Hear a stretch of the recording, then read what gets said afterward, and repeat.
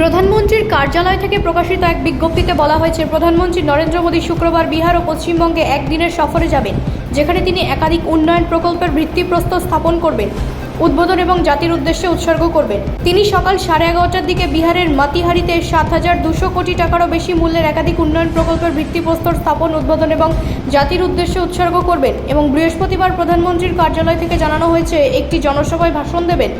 এরপর তিনি পশ্চিমবঙ্গে সফর করবেন এবং বিকেল 3টার দিকে দুর্গাপুরে 5,000 কোটি টাকারও বেশি মূল্যের একাধিক উন্নয়ন প্রকল্পের ভিত্তিপ্রস্তর স্থাপন, উদ্বোধন এবং জাতির উদ্দেশ্যে উৎসর্গ করবেন।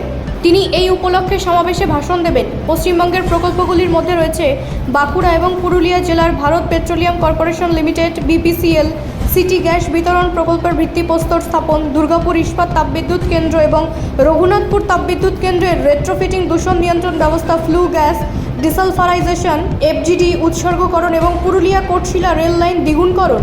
বিহারের প্রকল্পগুলির মধ্যে রয়েছে সমস্তিপুর বাছওয়ারা রেল লাইনের মধ্যে স্বয়ংক্রিয় সিগন্যালিং, দারভাঙ্গা থালওয়ারা এবং সমস্তিপুর রামভদ্রপুর রেল লাইন দ্বিগুণকরণ, জাতীয় সড়ক 319 এর তারা বাইপাস 4 লেন এবং পাটনার STPI এর অত্যাধুনিক ইনকিউবেশন সুবিধা। প্রধানমন্ত্রী মৎস্য সম্পদ যোজনার অধীনে আধুনিক মৎস্য পরিকাঠামোর উদ্বোধন এবং 4টি নতুন অমৃত ভারত ট্রেনের পতাকা প্রদর্শন।